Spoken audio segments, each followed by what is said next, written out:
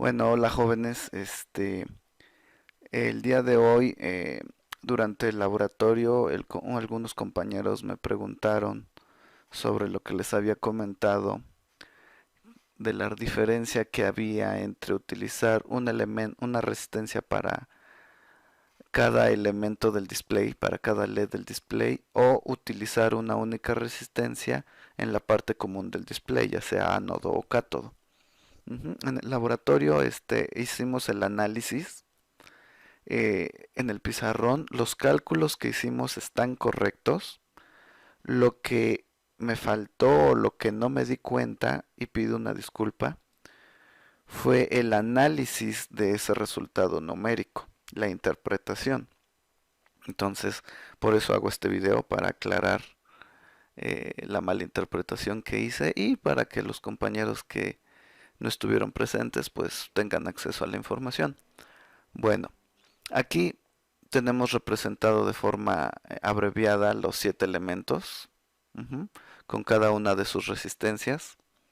Y yo les había comentado que se analizaba como una malla utilizando los teoremas de Thevenin y de Norton, pero no es necesario. La verdad es que se puede simplificar mucho el análisis tomando en cuenta las siguientes consideraciones. Y es lo que vamos a hacer. ¿Sale? Tenemos 7 elementos conectados en paralelo. Quiere decir que puedo reducir el análisis a un único elemento porque el voltaje de los elementos en paralelo son los mismos y de esa forma replicar el resultado 7 veces porque son exactamente los mismos elementos.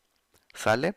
Entonces vamos a analizar esta primera elemento del display. Entre la salida del chip y la tierra o el elemento común, dependiendo si están trabajando ánodo o cátodo común, la diferencia de potencial o el voltaje es de 5 volts. Ujú. Aquí en este ejemplo yo tengo 5 a la salida de mi chip y todos los elementos van a tierra, entonces va de 0 a 5. Si fuera al revés no hay ningún problema, va de 0 en este punto a 5. El voltaje sigue siendo el mismo. Ahora, si se fijan en las hojas de especificaciones de sus display, van a ver el voltaje que requiere el display para funcionar. Eso depende mucho si es un LED super brillante, si es opaco y muchas otras cosas. Entonces, lo mejor es ya sea que se fijen en sus hojas de especificaciones o que lo conecten y midan el voltaje en paralelo del LED. En este caso yo voy a considerar que queda 1.5 volts en este LED. Requiere 1.5 volts para encender. Eso implica que en la resistencia debe haber 3.5 volts, porque la suma del voltaje en toda esta línea debe ser 5, entonces 1.5 más 3.5, 5. De esta manera yo puedo calcular la corriente que pasa por esta línea. Son 3.5 volts entre 330 ohms, me da 10.6 miliamperes o 0.0106 amperes. ¿Correcto? Ahora, eso quiere decir que por cada línea pasan 10 miliamperes. Luego entonces en este punto se suman todas las corrientes y son los 10 miliamperes por 7. Quiere decir que en este punto total se suma toda la corriente y tengo 74.2 miliamperes. ¿Correcto? Ahora, si hacemos el mismo análisis pero con esta conexión donde solo utilizo una resistencia a la salida, pues vamos a tener un análisis muy similar, pero hay que ver qué pasa con las corrientes. Entre los elementos sigue habiendo 5 volts. Aquí hay 0 y aquí hay 5. Ujú. El, el LED sigue necesitando 1.5 volts para encender. Por lo tanto, en cada uno de estos, al estar en paralelo, no hay ningún problema. Hay 1.5 volts. Y en esta resistencia quedan los 3.5 volts. Al hacer la división, nos queda la misma corriente, 10 miliamperes. Y aquí es donde me falló el análisis el día de hoy en el pizarrón.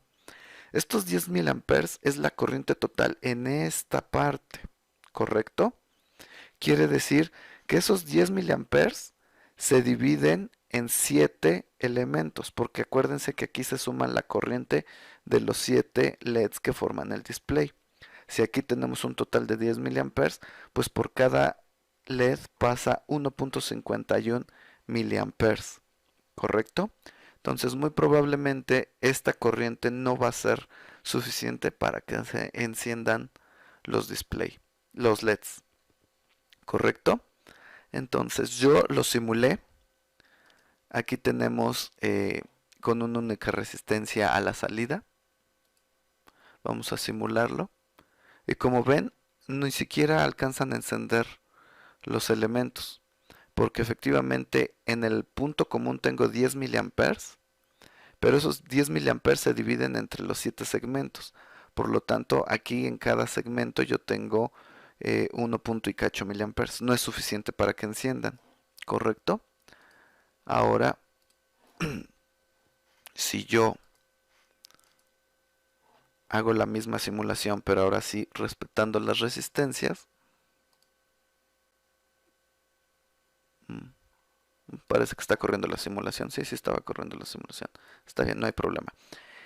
Tenemos que los 10 miliamperes pasan, pero por cada uno de los LEDs. Por eso ahora sí prenden. Y como vemos, el voltaje sigue siendo 1.5 en cada segmento. ¿Correcto? Entonces hay que tener mucho cuidado al hacer sus sustituciones. Efectivamente, esta sustitución se puede hacer, pero hay que tener cuidado de que la corriente que pasa por cada LED sea la suficiente para que se encienda. ¿Sí? Esa corriente puede venir especificada en las hojas de especificaciones del display. O si ya sabemos que con 10 miliamperes funciona, pues vamos a dar por hecho que en cada uno de estos elementos debe pasar 10 miliamperes. Por lo tanto, aquí se deben de sumar, o aquí deben de pasar 74.2 miliamperes. Si yo conozco la corriente y conozco el voltaje, porque los 3.5 volts siempre van a estar aquí, yo puedo calcular qué resistencia debo de poner para tener la corriente necesaria en cada uno de los LEDs. Ahora, otra cosa que debemos tener cuidado. Aquí pasa 10 miliamperes y tenemos 3.5 volts. Al hacer el producto del voltaje por la corriente nos da la potencia eléctrica que debe disipar esta resistencia. En esta resistencia vamos a tener los 3.5 volts, pero debemos tener 74.2 miliamperes. La potencia va a aumentar.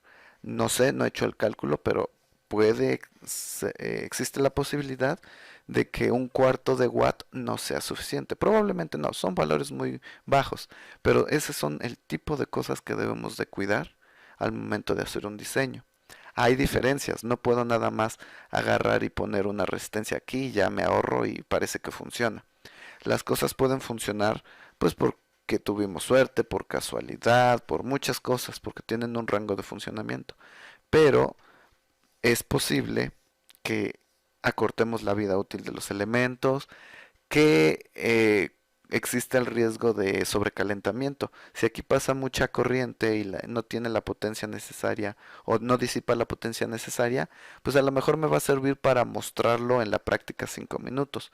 Pero si ya es una aplicación que se va a mantener encendida toda la vida o 13, 14 horas, ese mal cálculo, esa falta de consideración puede acarrear problemas. Entonces, siempre hay que ser muy cuidadoso en qué es lo que voy a hacer y por qué lo voy a hacer. ¿Sale?